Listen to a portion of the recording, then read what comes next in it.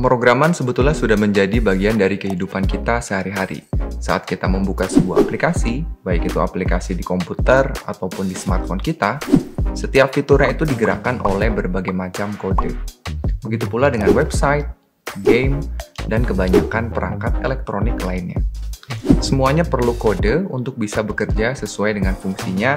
Jadi buat teman-teman yang tertarik untuk belajar pemrograman lebih lanjut, nggak usah khawatir, kalian semua sudah berada di channel YouTube yang tepat. Di sini, teman-teman akan mengetahui langkah demi langkah untuk mempelajari dasar-dasar pemrograman, sehingga nantinya bisa membuat sebuah program atau aplikasi.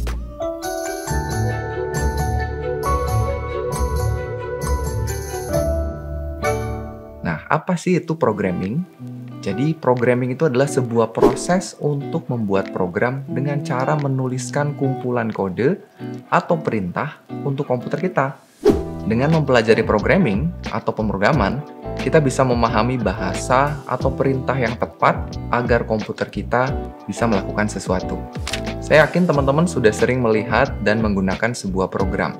Misalnya ketika teman-teman mau membeli sebuah barang lewat aplikasi marketplace di smartphone-nya masing-masing. Semua proses yang terjadi di dalamnya, mulai dari mencari barang, memasukkan barang ke keranjang, check out, pembayaran, sampai melacak lokasi barang ketika dikirim ke rumah kita, itu semua dijalankan oleh baris-baris kode yang ada di dalam aplikasinya. Atau misalnya ketika kita menyalakan lagu lewat salah satu aplikasi pemutar musik misalnya ya, lagu yang kita play itu bisa terdengar karena ada kode yang menginstruksikan aplikasinya untuk memutar lagu tersebut. Nah, setelah kita mengetahui bahwa semua aplikasi yang kita gunakan itu dijalankan oleh baris-baris kode program, sekarang kita perlu tahu juga bahwa baris-baris kode tersebut memiliki bahasanya masing-masing, atau yang disebut juga dengan bahasa pemrograman. Nah, ada banyak sekali bahasa pemrograman yang saat ini bisa kita gunakan ya, teman-teman ya. Dan masing-masing dari bahasa tadi bisa dikategorikan berdasarkan seberapa mudah bahasanya dimengerti oleh kita manusia. Jadi secara umum itu ada 3 kategori bahasa pemrograman. Yang pertama adalah bahasa mesin, bahasa assembly, dan juga bahasa tingkat tinggi. Bahasa mesin itu bahasa asli dari mesin, biasanya terdiri dari bilangan biner. Ya, kalau teman-teman tahu tuh ada 0, 1, 0, 1 ya. Sedangkan bahasa assembly maksudnya adalah penyederhanaan dari bahasa mesin. Biasanya instruksinya itu dibikin dalam bentuk singkatan seperti add, move, dan lain sebagainya.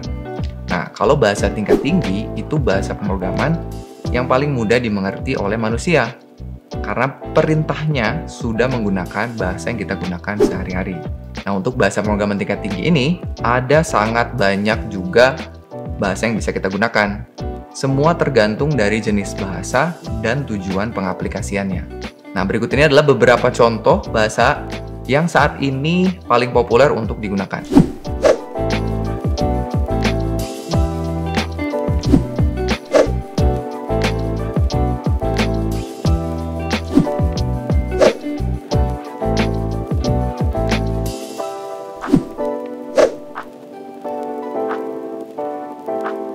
Tiap-tiap bahasa pemrograman tadi memiliki fungsi yang berbeda.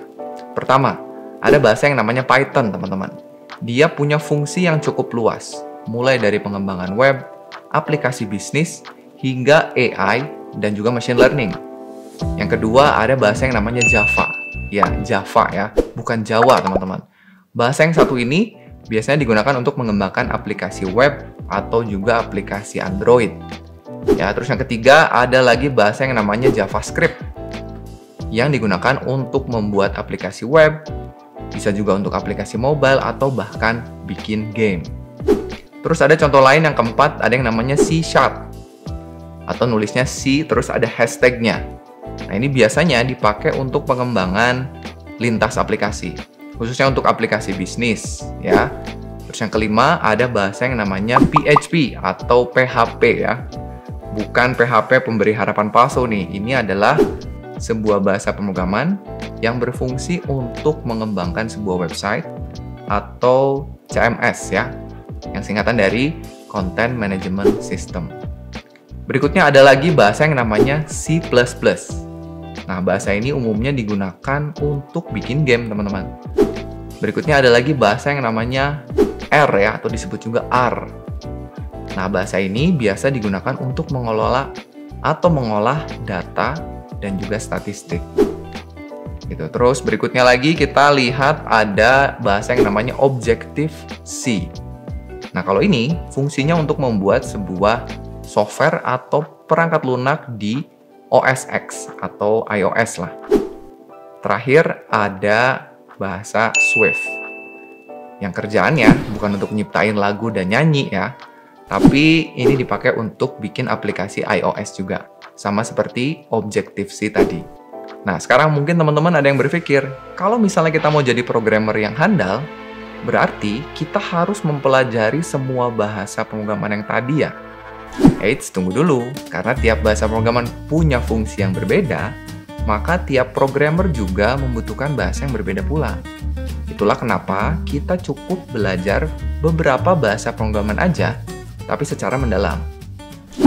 Nah, bahasa pemrograman mana yang kira-kira harus kita pelajari? Kalau kalian masih bingung, kalian juga bisa pilih bahasa yang sesuai dengan pekerjaan atau karir pada dunia programmingnya. Karena, seperti yang tadi kita udah bahas, tiap-tiap bahasa pemrograman punya fungsi yang berbeda. Jadi, programmer dengan spesialisasi yang berbeda kemungkinan akan menggunakan bahasa pemrograman yang berbeda pula. Jadi, apa saja karir yang bisa kita pilih kalau kita mau jadi seorang programmer? Ya, makanya ikuti terus aja playlist belajar programming ini, karena di video berikutnya kita akan bahas mengenai hal-hal tersebut. Dan buat kalian yang ingin tahu informasi lain seputar pemrograman, bisa komen aja di bawah video ini mengenai topik apa yang mau dibahas.